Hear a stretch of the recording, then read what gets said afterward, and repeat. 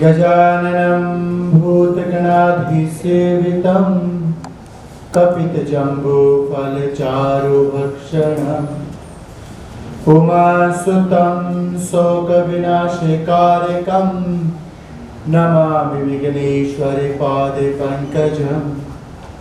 ॐ सर्वमङ्गलमाङ्गल्ये शिवे सर्वार्थसाधिके शरण्ये त्र्यम्बके गौरी नारायणी नमोस्तुते नारायणी नमोस्तुते। ओम शांति शांति शांति। हरि ओम तत्सत। ओम नमः शिवाय। तो आज फिर हमने गाड़ी लेट रिसीव करी, तो हमें समय का महत्व समझना चाहिए हमेशा, क्योंकि समय कभी वापस नहीं आता। मैं कल भी एक जगह बता रहा था शाम को कि जब मैंने समय को एक पिक्चर के अंदर बनाया, एक चित्रण किया उसका, तो मैंने उसकी इमेज बनाई कि समय कैसा दिखता है। क्या आप एक बार कोई मुझे बता सकता है समय कैसा दिखता है आपके हिसाब से? कुछ है तो कैसी होनी चाहिए? आप सबसे पीछे बैठे हैं, यंग लड़के हैं, बताइए मुझे समय कैसा होना चाहिए अगर एक फोटो बनवाऊं आपसे तो?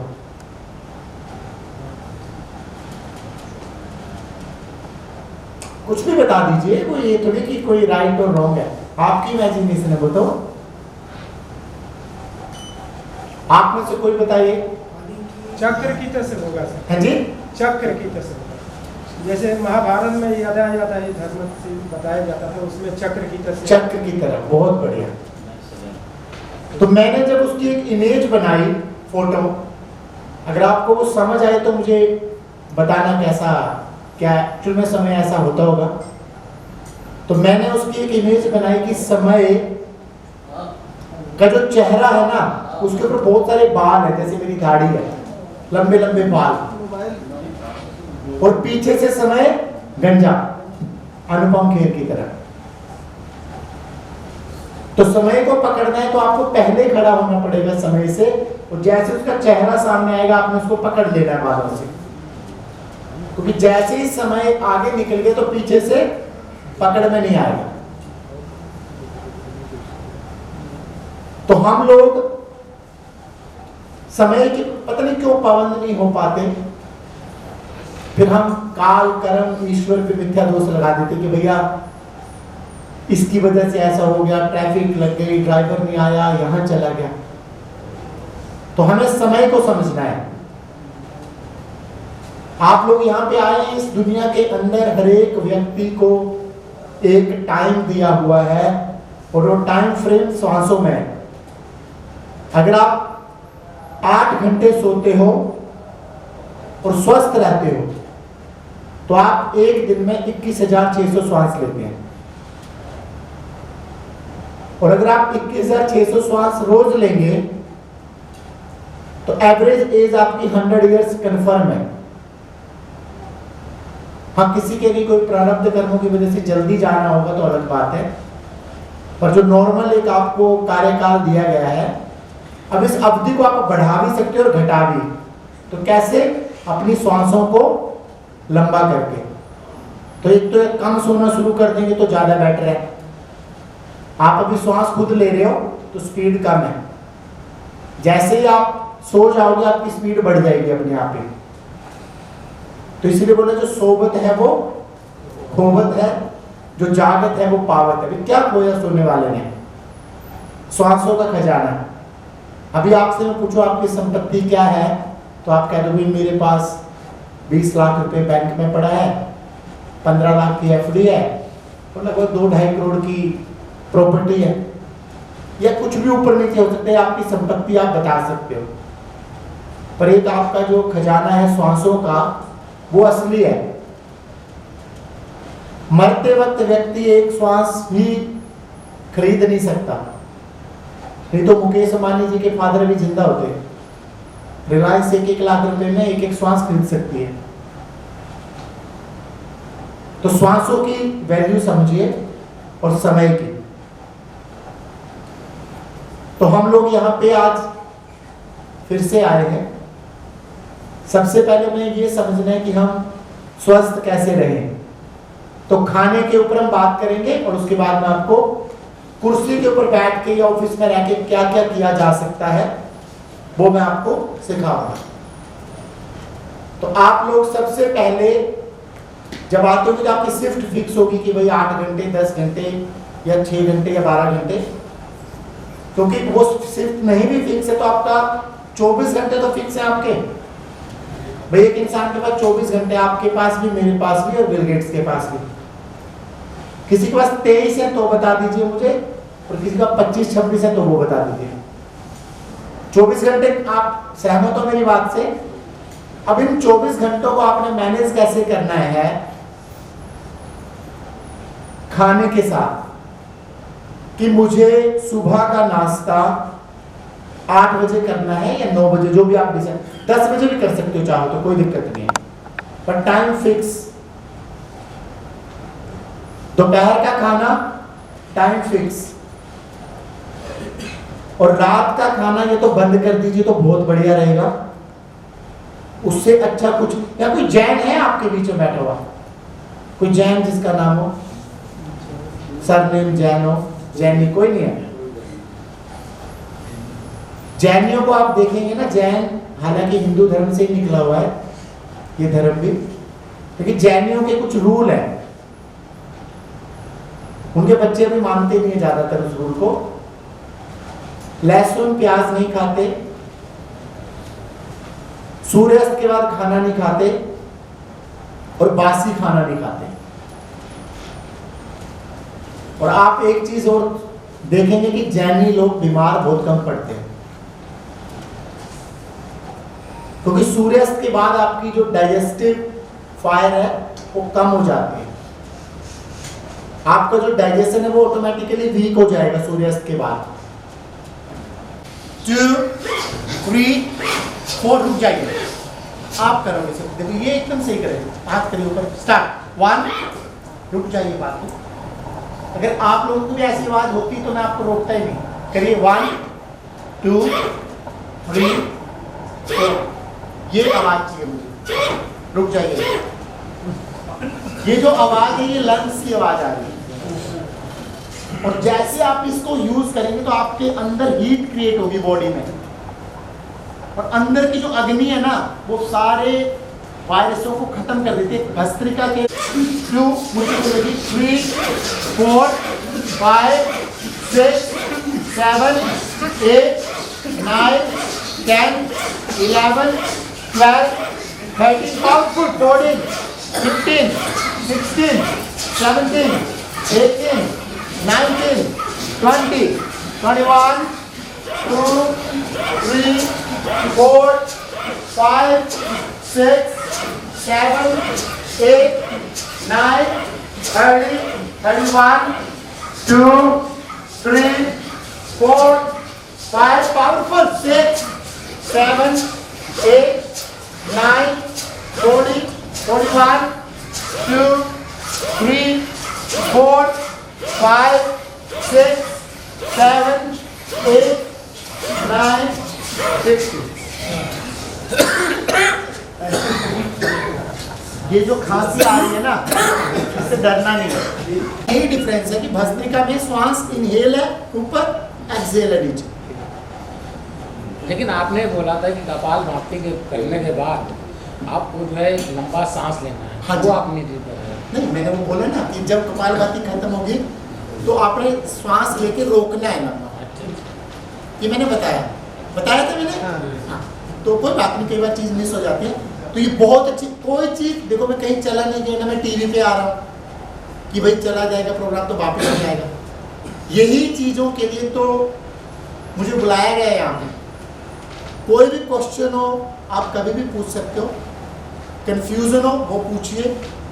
राइट तरीके से करने के फायदे बहुत है, हो सकता है गलत तरीके करने के नुकसान ना हो, तो सही करने के फायदे बहुत है। तो अभी एक राउंड इसका और करेंगे। एक चीज बताइए, हाँ जी, ये कपालभाति के बाद पहले हमें वो लेना है लंबा डीप स्लीप, श्वास, हाँ जी। और उसके बाद ये कंटिन्यूएशन में करना कि हम इसको अलग से कर सकते हैं। देखो, आपने कपालभाति करने से पहले आपने श्वास खींच अंदर, फिर कपालभाति शुरू करिए। ओके, उसके बाद जब आपने एंड करा कपालभाति का, पंपिंग गिन ली मनी मन 50, 10, 20, 100 जो भी करनी है। उसके बाद आपने एक बार पूरा श्वास छोड़ा, फिर श्वास लिया, और जैसे ही श्वास आपने लिया उसको रोकना है। कितनी देर? मैक्सिमम। ये टाइम पे मत देखना 2 मिनट रोकूंगा, नहीं। हाँ, योग में एक ही चीज याद रखनी है, जिद, जबरदस्ती और कंपटीशन, ये कभी नहीं करना। आप बोलोगे मेरे साथ वाला बंदा 2.5 मिनट रोकता है, मैं 4 रोकूंगा, कुछ और ही हो जाएगा फिर। तो आपने क्या करना है, अपने आप को एक्सेप्ट करना है। अभी आप कैसे भी हो सकते हैं, हो सकता है आप मोटे हो, पतले हो, गोरे हो, काले हो, बाल झड़ गए हैं, सफेद हो, कुछ भी है। लेकिन आप अगर ये सोचोगे, एक्सेप्ट नहीं करोगे, तो क्या करोगे? आप जाके ब्यूटी पार्लर में जाओगे, जवानी की दवाइयाँ खाओगे, कभी कुछ खरीदोगे, कभी कोई प्रोडक्ट लगाओगे, और उसके बाद भी आप सेटिस्फाई नहीं होंगे। तो सबसे पहले अपने आप को एज इट इज एक्सेप्ट करो। मैं इसका सबसे बड़ा एग्जांपल माइकल जैक्सन बताता हूँ। उस बंदे ने अपने आप को एक्सेप्ट नहीं किया कि वो काला है, इतना सुंदर लगता था, उसके फोटो देखना बचपन में, लेकिन उसने 16 डॉक्टरों के साथ चलते थे।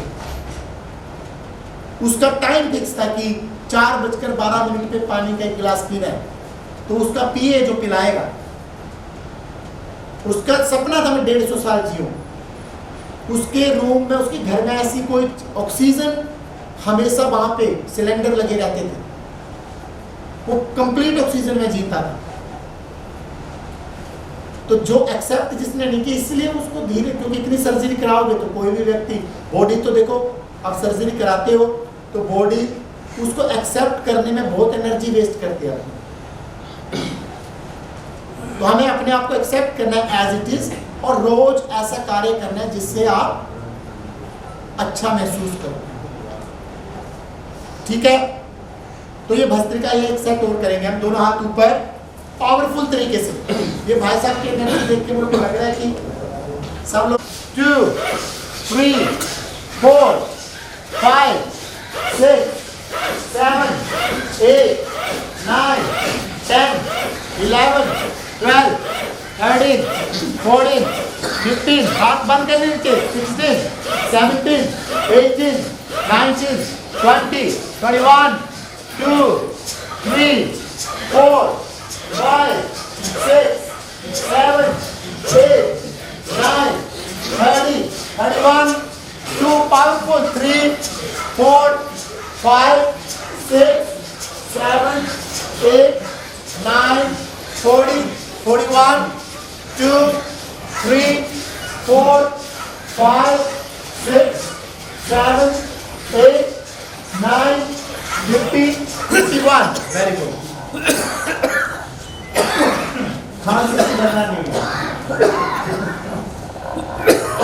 कुछ गर्मी महसूस हो रही है अंदर? पसीना, मैं आपको बता दूं, मैं फिनलैंड में था, -18 डिग्री टेम्परेचर, और मैंने वो प्रोग्राम पहले ही दे रखा था। जैसे आपका तो 1 महीना पहले डिसाइड हुआ, तो वो 6-7 महीने पहले कि भाई इतनी तारीख से ये प्रोग्राम होगा। तो जब वहाँ पे बोला कि भाई बाहर है, तो उन्होंने कही तो -18 डिग्री टेम्परेचर है। मैंने कहा देखो, हमने बाहर बोला जिसने आना आइए, तो वहाँ पे 32-33 लोग आ गए, क्योंकि वहाँ लोग बहुत डेडिकेटेड है, गर्म कपड़े पहने में ऊपर से, क्योंकि फिनलैंड में बहुत ठंड होती है।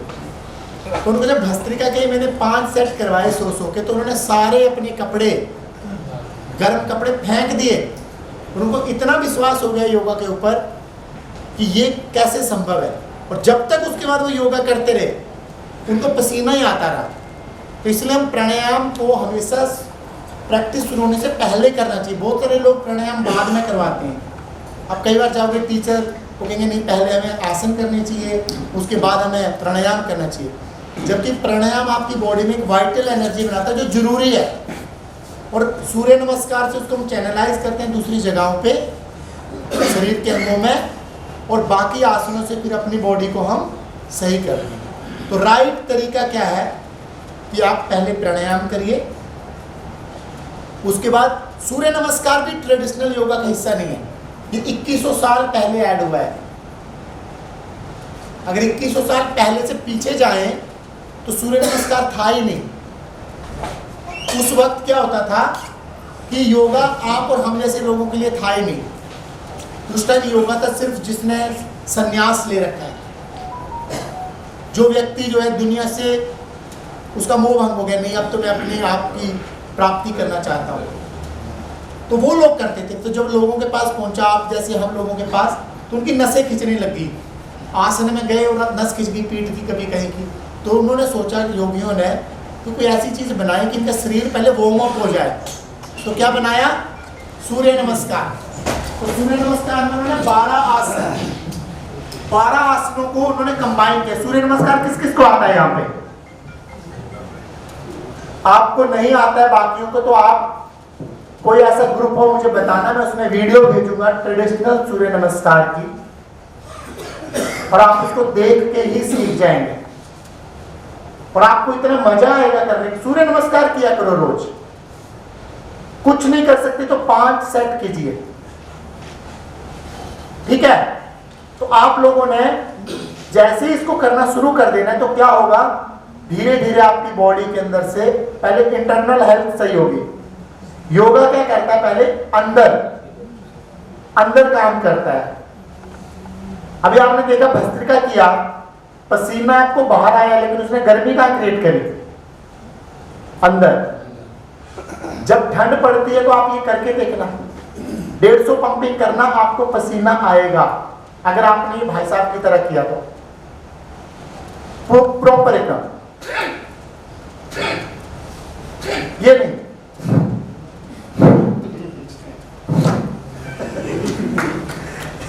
ये भस्त्रिका नहीं चलेगी।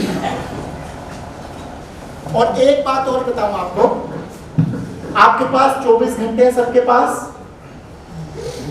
1 घंटा आपने अपने लिए, अभी आप लोग कितना टाइम देते हो अपने लिए? आप सोचते हो आप नौकरी अपने लिए करते हो, ये बहुत बड़ी गलतफहमी है। ये जो आप काम कर रहे हो, ये कंपनी आपसे काम करवा रही है, it is not your time. अब फिर आप कहते हैं मैं घर में जाकर के जो चीजें कर रहा हूँ वो अपने लिए कर रहा हूँ, वो भी आप एक्चुअली में बैठ के सोचोगे तो आपका दिन में बहुत कम टाइम होगा जो आप अपने लिए देते हो। अभी आपको परिवार की चिंता है, बच्चों का क्या होगा, बीवी का क्या होगा, कुछ यंग बच्चे हैं, मेरी शादी होगी नहीं होगी, किससे होगी, हम इन्हीं चिंताओं में लगे हुए हैं। और किसी का क्या होगा इससे आपके मरने के बाद कोई फर्क नहीं पड़ने वाला, ना आपको ना उनको। आप अपनी अगली यात्रा पे निकल गए और बीवी ने कहा बढ़िया हुआ, अब मेरे पास पावर आ गई। भाई अगर एक्चुअली में अधेड़ उम्र के बाद बंदा जब पहुंच जाता है, अब कंट्रोल करोगे वाइफ को तो वो तो रोएगी तो सही, लेकिन एक्चुअली उसको एक खुशी भी मिलेगी कि अब मान लो अभी कोई किसी देश का राष्ट्रपति एक्सपायर हो जाए ऑन ड्यूटी, तो सब दुखी होते हैं, लेकिन जो उसके बाद राष्ट्रपति बनता है उसको खुशी होती होगी ना, और उसको मन ही मन भाई चला तो गया लेकिन अच्छा हुआ मेरी जगह बची हुई थी। तो वही हाल हमारा है, क्योंकि हम अपने घर के क्या है, राष्ट्रपति। आपसे नो डाउट आपकी बीवी आपसे प्यार करते हैं, आप बीवी से करते हो बच्चे, लेकिन आपके जाने के बाद आप तो उसके बारे में सोच रहे हो, वो कुछ नहीं होने वाला। तो इसलिए सबसे पहले अगर आप अपने बच्चों से प्यार करते हो, बीवी से प्यार करते हो, तो खुद का ध्यान रखो ताकि बीवी के साथ और लंबा वक्त बिता पाओ। तो बहुत मुश्किल है, चले जाएंगे और अगली तो यात्रा अलग ही है, उसको तो कोई रोक ही नहीं सकता, और उसके बारे में मैं आप बात भी नहीं करना चाहता ज़्यादा। इसी जिंदगी को आनंद से जी लीजिए। अगली यात्रा में लोग कहते हैं तुमने कैसे देखी? अब कोई बंदा ये कहता है स्वर्ग देखना तो मरना पड़ेगा, अब जिसने देखा है वो कभी आया नहीं, और जो यहाँ है उस पर कोई विश्वास नहीं करेगा। अभी मुझे ये बताइए, आपने किसी ने भगवान को देखा है? एक भी व्यक्ति बता दीजिए मुझे जिसने देखा है। और अभी कोई व्यक्ति बोले कि मैंने देखा है, आप उस पर विश्वास करोगे? दिल से बताइए कि एक बंदा बोले कि मैंने देखा है भगवान को, मंदिर का पुजारी मान लीजिए, वो कहे मैं रोज भगवान से मिलता हूं, पर्दा लगा के मेरे से बात, मूर्ति नहीं भगवान से, आप विश्वास करोगे उस पुजारी का? अब भगवान को हमने कभी देखा नहीं और फिर भी हम इतनी आस्था से पूजा करते हैं, क्यों? विश्वास कैसे बना विश्वास? आपके मम्मी पापा ने देखा क्या? भैया तो उन्होंने बताया मैंने देखा है।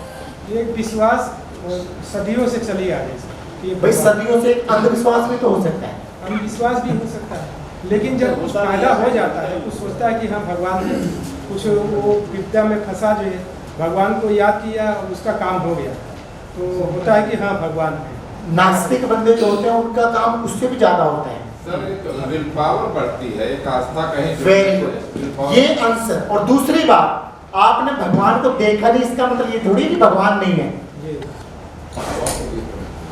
अभी एक न्यूटन का नाम सुना आपने? न्यूटन, तो न्यूटन एक ऐसा साइंटिस्ट था जो भगवान पे विश्वास करता था, और उसके जो फेलो साइंटिस्ट थे वो कहते थे कि भैया भगवान है ही नहीं। तो न्यूटन ने पूरी रात काम कर रहा था एक बार वो, तो उसने एक मॉडल बनाया बहुत अच्छा सौर मंडल का, बहुत गजब का देखने में। भाई साइंस तो कहती है बिग बैंग थ्योरी है, एक ब्लास्ट हुआ उससे दुनिया बन गई। तो उसने एक मॉडल बनाया पूरे सोलर सिस्टम का सारा, हम ढूंढ रहे उसको बाहर, वस्तु कहीं ढूंढे कहीं, लानत ऐसी जन्म और तुलसी इस संसार को भय मोतिया बिल। तो हमें अगर आप भगवान को प्राप्त करना है तो स्वयं को जानना है, आप भगवान हैं, क्योंकि आप भगवान का क्या हुआ अंश। भाई मान लो ये पानी है इसमें, ठीक है, ये बोतल है और इस बोतल में से पानी मैंने इसमें डाला, तो ये बोतल में भी पानी और ये भी, अगर मैं इस पानी को पहचान लूं कि ये H2O है, तो क्या मुझे इस पानी को पहचानने में दिक्कत होगी? तो एक हायर एनर्जी है और एक लोअर एनर्जी। हायर एनर्जी कौन है? भगवान, पुरुष। और लोअर एनर्जी कौन है? हमारी आत्मा। तो आप आत्मा को जब पहचान लोगे तो आप अपने आप ही भगवान को जान लोगे। तो हम स्वयं को नहीं जानना चाहते, हम बाहर ढूंढ रहे हैं, और अपने आप को जानने के लिए कहाँ जाना पड़ेगा? अंदर। इसलिए मैंने आपको कल भी एक बात बताई थी कि जितने सक्सेसफुल लोग हैं दुनिया के, उनके ऊपर एक बुक लिखी गई थी 7 हैबिट्स। तो उनकी जो 7 आदतें, 3000 सक्सेसफुल लोगों की जो 7 आदतें कॉमन थी, उसमें से एक आदत थी मेडिटेशन। वो ध्यान में बैठते थे। And silence is the language of the God. अगर आपको भगवान से बात करनी है तो मैं आपको बता दूं उसका तरीका। मान लो आप जर्मन बंदे से बात करना चाहते हो तो क्या सीखनी पड़ेगी? मान लो उसको इंग्लिश नहीं आती, हिंदी नहीं आती, तो कैसे बात करोगे? या तो उसको जर्मन सीखनी पड़ेगी, उसको हिंदी सीखनी पड़ेगी, आपको जर्मन। अब भगवान से बात करने की एक लैंग्वेज है, दैट इज साइलेंस। और साइलेंस मतलब मुंह बंद करके नहीं, और मन में प्लानिंग चल रही है, कल मुझे कहाँ जाना है, संडे है, पहले फिल्म देखने जाऊंगा, और मुंह से बंद है, साइलेंट हो, और कह रहे भगवान तो आ नहीं रहा। मन और तन से जैसे आप साइलेंट हो जाओगे, आपका कनेक्शन इमीडिएटली किससे जुड़ जाएगा? क्योंकि आप लैंग्वेज बोल रहे हो, और वो आपको संदेश दे भी देगा और ले भी लेगा। और आप लोगों को बताओगे भगवान का संदेश है, लोगों के बावड़ा हो रहा है, तो वो विश्वास ही नहीं करेंगे। अब कौन व्यक्ति यहाँ पे जो मेडिटेशन में बैठता है और मैं पूछूंगा कितनी देर कहेंगे? 1 घंटा। आपको कैसे पता? मेडिटेशन का टाइम आप किसी को पता चल ही नहीं सकता। आप कल कितने घंटे सोए सर? कैसे पता आपको? उठने के टाइम से सोने के टाइम कितने बजे आप सोए? कितने बजे? मोर और लेस, मतलब उसके टाइम। Very good. तो ऐसे ही जब हम ध्यान में बैठते हैं तो बैठ तो गए, लेकिन ध्यान कब लगा ये आप कभी नोट कर ही नहीं सकते।